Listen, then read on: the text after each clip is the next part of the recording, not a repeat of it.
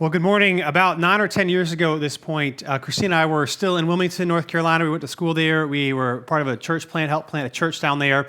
And it came to the point where I was doing a little internship there. I was getting paid a little bit, but I was finishing my master's degree.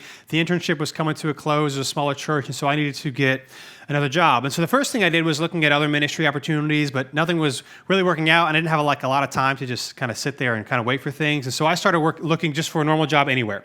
And but I kid you not, probably applied to over 30 places. I mean, places like Ashley Furniture Home Store, all these places, and I couldn't get hired. And I think back to that now, this would have been a great time for me to try to do that back then, because then they'd be paying me to go, right? And I figured part of my problem was, my resume says my master's and my undergrad degree is in religious studies. To the average person, what does that mean? My best work experience was at a church, so they're like, well, you only worked on Sundays, so do you even know what you're doing, right? I mean, so I'm like, this is not going well for me. And then finally, I applied to a Verizon down there in Wilmington. This was right before we decided to move back here, so it worked out really well. And I went through 4 interviews, and then I was really frustrated because after the last interview, it had been a week, and I hadn't heard anything, yes or no, but tell me something. And I remember one night being over at the pastor and his wife's house from the church we helped plant, and then another couple from the church, and I was frustrated and discouraged, and so I was explaining how I was still waiting to hear back, and I said something to the effect of, and the guy interviewing me, he seemed totally disconnected, he didn't even care, the questions were kind of weird, he didn't even know how to do his job. And the guy sitting next to me at the table after I said that comment then looks at me and says, well, I think I found the problem. Right? The problem was me. And it's as soon as I said that, I was like, yeah, that sounded like I was a jerk, right? It sounded like I was really arrogant. And I share that story because today, as we continue through the study of the Gospel of Mark, we're going to look at this idea or this question of what does it look like for you and I to approach God? How should we actually do it in a way that is acceptable and pleasing to Him? And we're going to find it's a little bit different than my attitude towards getting this job. So if you have a Bible, we'll be in Mark chapter 7.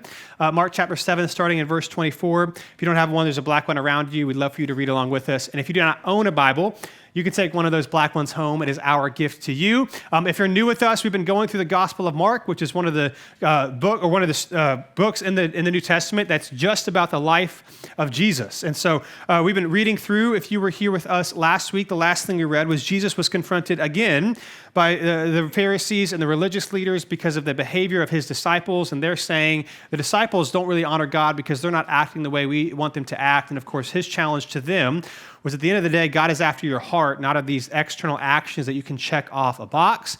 And then he leaves where he was, which was in Galilee, a heavily Jewish area. And now he's going to go to a Gentile region, a non-Jewish area, where he's going to spend most of his time. Most of his remaining time in the Gospel of Mark is outside in non-Jewish Gentile areas before he goes to Jerusalem and where he is ultimately killed. And so we'll pick up the story. Mark chapter 7, verse 24. Here's what it says. It says, he got up, being Jesus, and departed from there to the region of Tyre. He entered a house and did not want anyone to know it, but he could not escape notice. So again, Jesus here is leaving Jewish Gentile region of Galilee around the Sea of Galilee. He travels to Tyre, which is still a city today. It's in modern day Lebanon. This would have been about 35 miles away. And of course, as we read this, we're not really emotionally connected to the history. It just seems like an interesting bit of information. But if you were an ancient Jew reading this would have caused uneasiness in you because this Gentile area of Tyre and the area around it has a long history of antagonism toward Israel. In fact, this was really about the border of where ancient Israel was with other nations. And so there was a lot of battles, there was a lot of fights, there was a lot of wars. Even in the couple hundred years before Jesus and the couple hundred years after Jesus, there's historically, you can see wars and battles that would go on between the Jews and the people living in that area. And so you would read this and be like, why would he go there? Now, of course, as often is the case in Mark, we're not told why. We can probably assume that he likely left due to opposition, right? He's been trying to reach out to his own people, the Jews, and yet they continue to reject him. And so he leaves. And of course, we're also not told why Jesus desired secrecy, but we can also probably imagine, as we've been reading, that everywhere they go, people are after them. Him and his disciples cannot get away. So he likely wants to rest and also spend some time teaching his disciples. But of course, he has found out his name has preceded him. People know that wherever this man goes, people are healed and lives are changed. And so he's found out. And then it says this, verse 25. So instead of being by himself with his disciples, immediately after hearing about him, A woman whose little daughter, who had an unclean spirit, came and fell at his feet. The woman was a Gentile, a Syrophoenician by birth, and she asked him to cast the demon out of her daughter.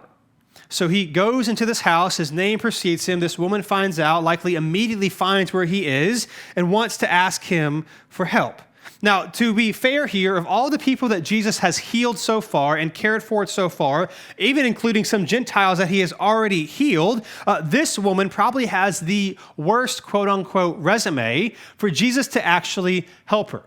For a couple of reasons. One, again, it's a woman approaching a man in public, which we've seen this happen before, but even what makes this even worse in ancient culture is a woman approaching a man from a different culture, a different ethnicity, a different background, and this is not a public place. She goes into the house. This would have been something that would be culturally not something you're supposed to do. But beyond that, she's also where she's from. She's a Syrophoenician, which is an ancient, bitter rival if you are a Jewish person.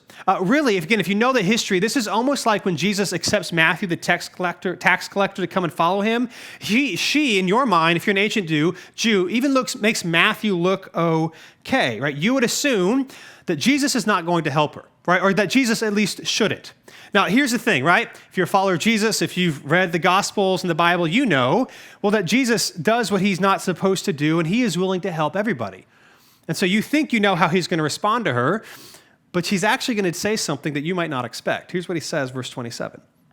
He said to her, "Let the children be fed first, because it isn't right to take the children's bread and throw it to the dogs."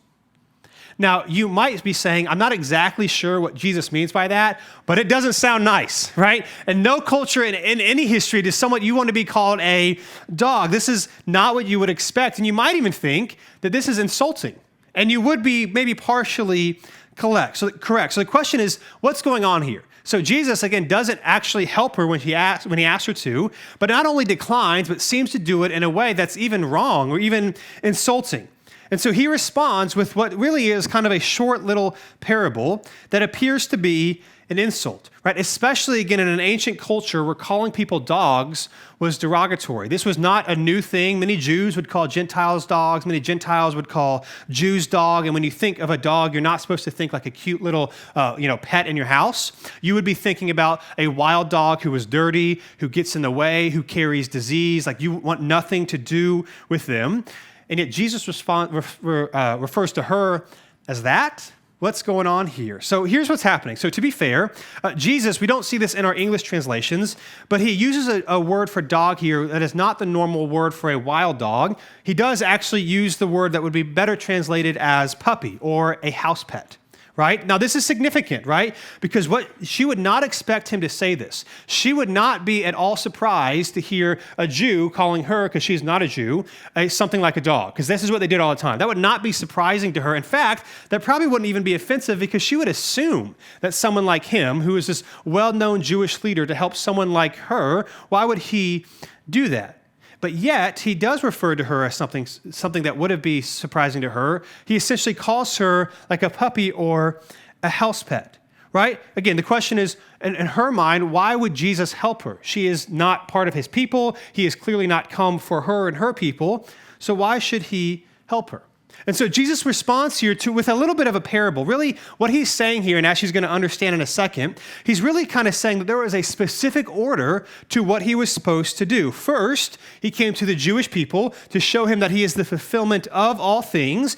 And then he's going to come for the Gentile people to welcome them into God's family. So regardless of whether they are ethnically Jewish or not, his purpose was to include everyone in God's family, but his primary mission first was to the Jews. And then after his resurrection, it was going to be to the whole world. So essentially what he's telling her is that there is an order to things, and your time is not yet come. And then here's her reply in verse 28. She said, but she replied to him, Lord, even the dogs, and she of course is using the term that he uses, the house pets, the puppies, under the table, eat the children's crumbs. Then he told her, because of this reply, you may go. The demon has left your daughter. When she went back to her home, she had found her child lying on the bed, and the demon was gone. So again, what's happening here is that her response is actually quite stunning. And it's stunning maybe different than how you and I would think. It's not stunning because what she doesn't do, what you and I might do in her situation, is she doesn't argue her rights. She doesn't say, well, it might be true that I'm not a Jew and I'm different, but I haven't actually wronged you. And here's all the reasons why. My daughter is, she's a young child. She doesn't say all the reasons why he should still help her in spite of her circumstances, right? If we were in this similar situation and we were with Jesus, we might say, you're right, like I don't deserve it, but still, let me give you all these reasons why you should still help me, even though I maybe don't deserve to be helped, right? Also, she doesn't even say Jesus is wrong, right? She doesn't argue with him at all. She accepts his judgment of the situation, right? As a Gentile begging a Jew, she would not expect him to just help her to do whatever she wanted, but she still begs him out of his goodness. Now, one of the things culturally that we miss here is because we would assume, well, yes, the Jews in this area, the Syrophoenician people, have a long history of fighting and infighting and racial hatred toward one another, but she hasn't done anything wrong. So why doesn't Jesus help her? Again, one of the things that's very different between our culture and their ancient cultures, we're very individualistic, right? Even if somebody in your family does something very terrible, like maybe it's an embarrassment from you, but it doesn't necessarily keep you from buying a house or getting a job or any of those things, right? In these ancient collective cultures, even if you specifically haven't wronged somebody, if your people or your family or your tribe have, it's the same as if you had actually done it yourself. Right? In the same way, if you actually wrong somebody, it's the same as the rest of your people having wronged somebody. It's very collectivistic. So again, it doesn't matter in this kind of concept that she might not have individually done anything wrong to Jesus. The problem is her people have. And so these ancient people would have assumed it's just like she had wronged the Jews, or just like she herself had killed Jewish people. And so she accepts this, right? She understands the cultural dynamic that he doesn't have to help her. But she still begs him out of his goodness. And here's what's ironic here, that this is actually the first time in all of Mark that we've read so far that you see somebody understand and respond to a teaching or parable of Jesus without first being explained what it meant. So there's oftentimes so far where Jesus says something people don't fully understand, but then he'll tell his disciples privately. Here, she knows exactly what he's saying without having to be told, right? A Gentile Syrophoenician woman knows what's going on, right? Because here's what's happening. Again, in Jesus' parable here, children here is clearly referring to Israel. And the dog or the puppy in this scenario is this idea that, yes, even house pets are going to be fed, but they're not prioritized, right? The family is prioritized. The children are prioritized first. And of course, you'll take care of your pets, but they're not as important as your kids. But yet she still responds that even a house pet doesn't have to wait for the crumbs. Like they may not get the entire meal right up front, but they don't have to wait to eat anything because the children will drop things on the floor and they can eat those things right away. And so Jesus here is amazed by her response. In Matthew's account of this story that Mark leaves out, he actually responds to her and says, "Your faith is great." And so again, what happens here is that she gets it when the disciples often don't. She, again, understands that as a Gentile, Jesus' mission is not towards her and her people, but it's towards his own people. But if what she's essentially saying here is that if I have heard about what I've heard about you is true, then even your crumbs are enough to satisfy. And so I want to make 2 points here. The first thing I think is good for us to consider as we read a passage like this is this, right? What does it look like to seek God in humility over entitlement? Like this woman who understands she doesn't deserve it, but then but still could give her a list of reasons, but here's why you should still have compassion on me. What does it look like for you and me to seek God, not in humility over entitlement? Again, this woman doesn't argue with Jesus. She knows she doesn't deserve it, but she doesn't stop asking.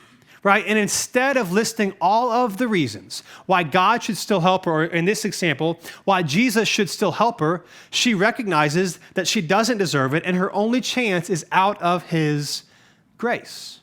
Right? There's nothing that she can say or do to convince or to show him that she actually deserves it. She knows that out of his grace, she doesn't, and so she responds in humility.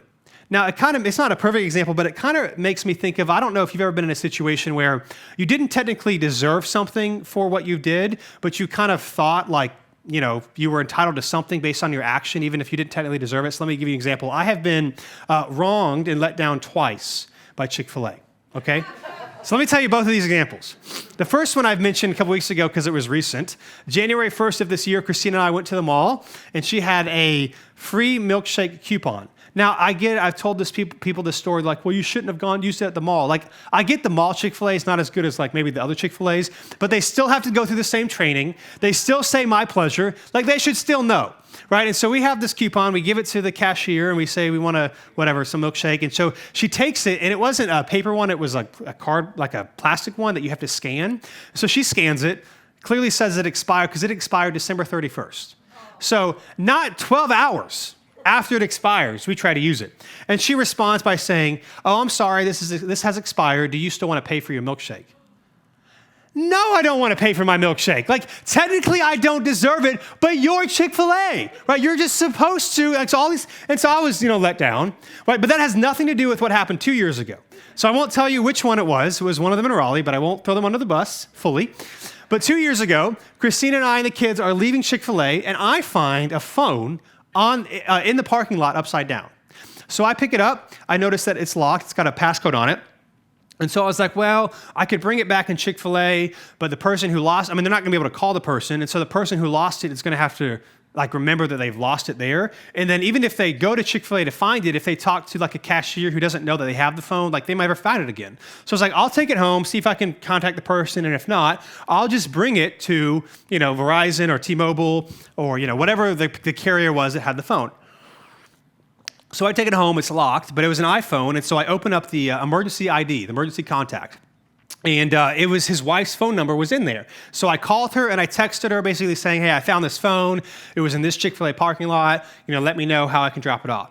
Well, she calls or texts me back a couple hours later. And wouldn't you know, it was the owner of Chick-fil-A's phone. So I'm thinking, listen, I was going to do the right thing regardless, right? But I'm like, I just saved this brother hundreds and hundreds and hundreds of dollars.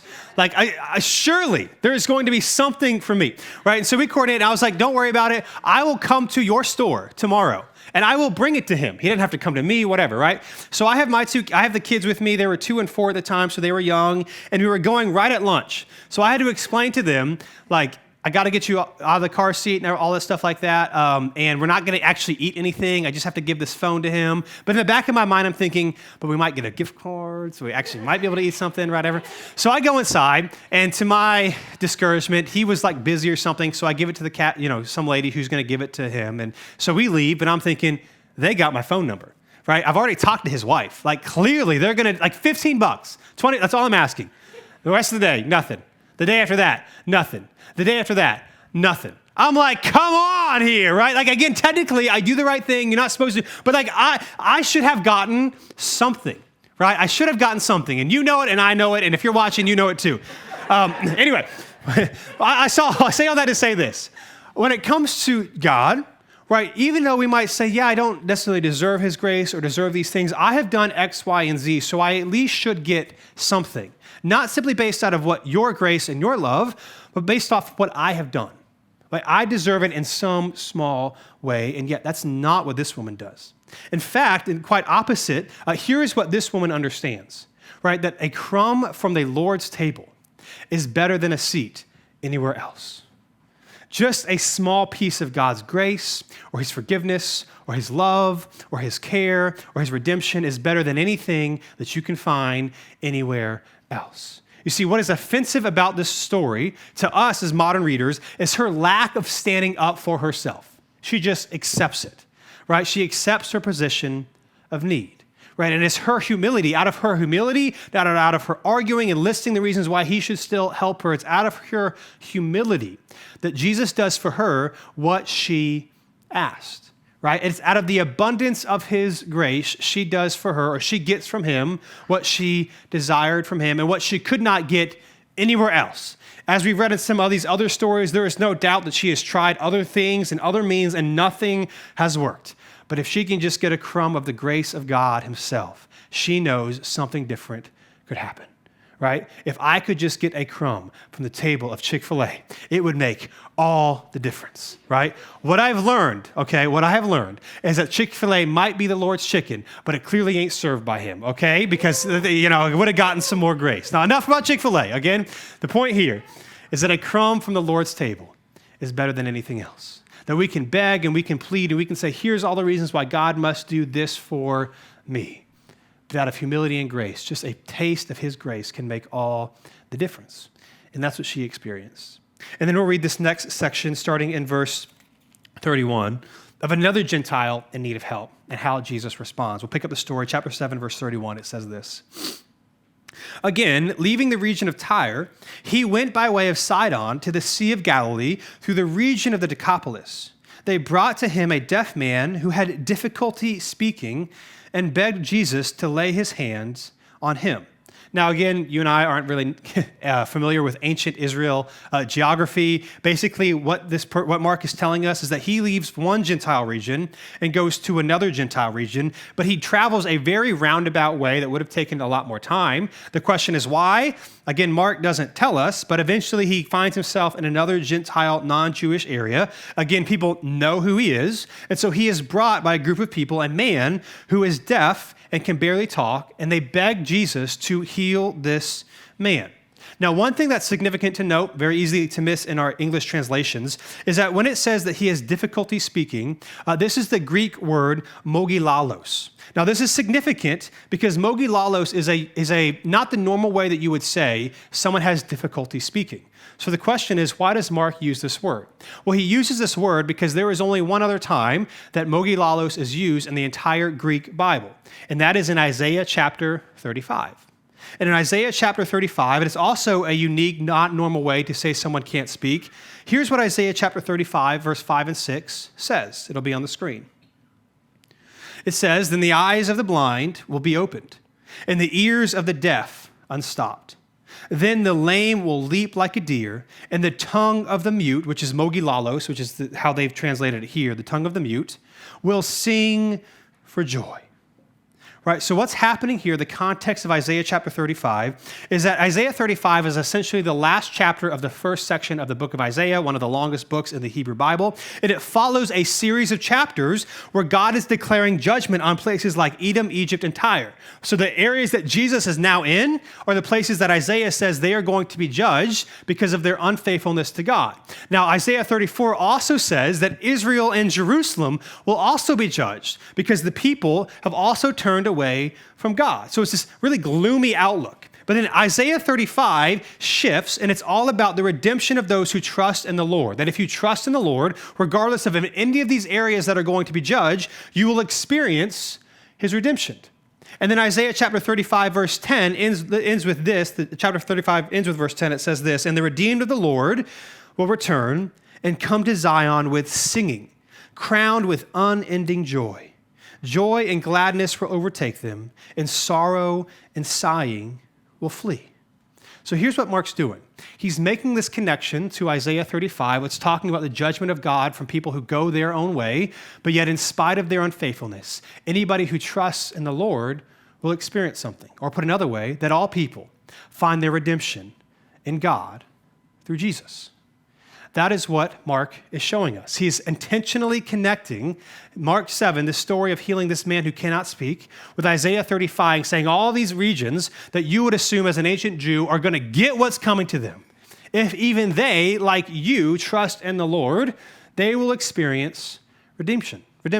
And so what does Mark show us? The Syrophoenician woman, a bitter enemy of the Jewish people, experienced it.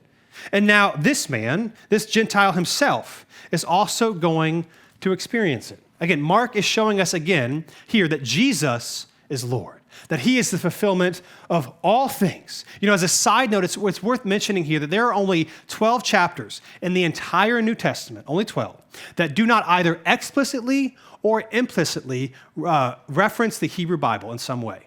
So many times it's explicit, like quoting a verse or two. Other times it's implicit, like right here, where it's using a unique word that matches with a unique word that, oh, by the way, the scenarios of those words being used also go together. Mark is clearly showing us that all people, in this case, whether you're a Jew or Gentile, in our case, whether you're a man or a woman, whether your socioeconomic level, how many followers you have online, how much money you've made, what you've done, what have it done to you, that all people, you and me, find our redemption in God, not through us, but through this man named Jesus. And so here's what Jesus does. Verse 33, chapter 7, we'll continue to read. It says this. So he, being Jesus, took him, the man who could not speak, away from the crowd in private. After putting his fingers in the man's ears and spitting, he touched the man's tongue. Looking up to heaven, he sighed deeply and said, Ephathatha, that is, be opened. Right, now here's what's interesting, right? We know, especially if you've been reading through Mark or just have any kind of cursory knowledge of Jesus and his miracles, that he does not have to perform any ritual to heal somebody, right? Like, in fact, the story that we just saw, he wasn't even near the child and he healed her. So what's going on here? Again, Mark doesn't tell us, but it seems very likely that what's going on here is that Jesus is just showing extreme compassion for this man. That what he does is he takes them away from the spectacle of the crowd, and then he communicates to the man who cannot speak and cannot hear what he's doing for him. Right? He touches him in the areas that he is going to heal him, so this man knows exactly what Jesus is going to do. And then here's what happens, verse 35. It says, immediately his ears were opened, his tongue was loosened, and he began to speak clearly. He, being Jesus, ordered them, the crowd, to tell no one, but the more he ordered them, the more they proclaimed it. Verse 37, they were extremely astonished and said, he has done everything well. He even makes the deaf hear and the mute speak. And so after this miracle, as always, Jesus commands the people not to say anything, right? Because he doesn't want them to misunderstand what he is coming to do before his death and his resurrection. So he desires silence, but yet, as always, the people cannot do that. I mean, if you're in that situation, of course you can't. How can you not tell people what this man Jesus, what this non-Gentile like them, this Jew who is different than them, has come to do for you? And so they tell them. Now, here's also why this is significant for us. The Gospel of Mark, its original audience were to Christians in Rome. That is largely Gentile, a non-Jewish audience. And so passages like this, when Jesus goes out of his way to heal people who are not like them, who are not like the Jews, but are like the people that are reading about Jesus' gospel in Mark, that these stories would have been a great encouragement to them. That it's not just, in word that Jesus cares, but in deed that he explicitly shows it that he came. That yes, his fulfillment was to fulfill all of the Hebrew scriptures, but not just for the Jews, but for the whole world. And so again, Mark is showing us that Jesus' grace is open to all. Now again, for us, in our cultural moment, in our context, the Jew-Gentile divide is different. So if you're an ancient Gentile, you would assume that you don't deserve the grace of God because in this context, again, everybody, every tribe, every ethnicity has their own God or gods, and their own God or gods only care about them. Of course, they don't care about people that are not them or not part of their tribe or don't live in their geographical area. So this is very unique and extreme that the God of the Jews does not care just for the Jews, but he cares for all of them. So if you're an ancient Gentile, you would assume that you don't deserve the grace and mercy of God, not necessarily because you're not perfect, but simply because you're not a Jew. So why would he care for you? And in our context today, our Jew-Gentile divide is not necessarily based on ethnicity. It seems to be based on our worth. That if God is righteous and caring and perfect, and we know that we are not, well, then we also don't deserve his grace and forgiveness. Because have you heard and do you know the things that I have done? This is what we think, right? God might love other people, but he certainly can't love me because I don't deserve it. In this context, I would not be a Jew, if you will. Certainly he doesn't love me. And so when I read passages like this, all I can do is think of this quote we share time to time because it's a favorite of mine by Tim Keller, who is a pastor and author. He says it this way. He says that you are more sinful than you could ever dare imagine. And you are more loved and accepted than you could ever dare hope. See, this is the gospel, that whatever issues or reasons that you think disqualify you from God's love, that's true. They do. All of our brokenness, our sin, our going our own way, our dishonoring God in our actions absolutely disqualify us from earning and deserving God's love. But yet, what do we read in Mark? The God who does everything well came for you and for me anyway. That you are broken, that you do fall short, that you do not have it all together. But yet the gospel says that you are more loved and accepted than you could ever know. Right? The good news of the gospel is that God came in the form of a man named Jesus to do for you and for me, for the Jew, for the Gentile, what we could not do for ourselves. That he perfectly upheld all of the laws because we couldn't do it ourselves out of redemption and love to invite us into his kingdom, not because he needs us, not because we can somehow add something that was deficient without us, but simply out of his love, he came to heal, to invite, and to redeem. So that one day, as it says in Isaiah 35, when we are in God's kingdom, the sorrow and sighing will flee, and we will sing with joy because of what the Lord has done for us. It kind of reminds me, here's the last thing I'll read in Romans chapter 8. It'll be on the screen. Starting in verse 31, Romans chapter 8 is the Apostle Paul writing about Jesus and his sacrifice and the Spirit that God gives us freely, not because we deserved it, but out of his grace towards us. And then this is his response to the grace and mercy of God. He says this, verse 31, "What then are we to say about these things? If God is for us, who is against us? He did not even spare his own son, but offered him up for us all." Not just the Jews, not just the people who deserve it, not just the people who act a certain way, but for us all. How will he not also with him grant us everything? Who can bring an accusation against God's elect? If God himself loves you and redeems you, who is anyone else to say you don't deserve it? Who can bring an accusation against God's elect? God is the one who justifies. Verse 34. Who is the one who condemns? Christ Jesus is the one who died, but even more has been raised. He also at the right hand of God intercedes for us, that actively through the power of the Spirit, God through Jesus is saying, that is my son and that is my daughter. Verse 35, who can separate us from the love of Christ? Can affliction or distress or persecution or famine or nakedness or danger or sword, as it is written, because of you we are being put to death all day long. We are counted as sheep to be slaughtered. He's just referencing a passage from Psalms saying that sometimes followers of God will be persecuted or difficult things will happen to them, but God still loves you. And here's how we know. Verse 37, no, in all these things, whatever happens to us, we are more than conquerors through him who loved us, not through us and what we have done, but through him. Verse 38, for I am persuaded that neither death nor life, nor angels nor rulers, nor things present, nor things to come, nor poverty, nor height, nor depth, nor any other created thing will be able to separate us, will be able to separate you from the love of God that is in Christ Jesus our Lord. That anyone who is in Christ gets to experience these things not because of you, because of him. Or put another way, here is what Mark is emphatically showing us and what Paul even tells us in Romans chapter 8. And that is that no one is beyond the love of God. In this text, in Mark chapter 7 that we read this morning, Jesus helped and healed the bad people, right? If you're an ancient Jew, you would be like, why would he help them? That he helps the people that we would say don't deserve it. And I know one of the common objections to, God's grace and love is like, yes, that's great for other people, but you don't know what I've done.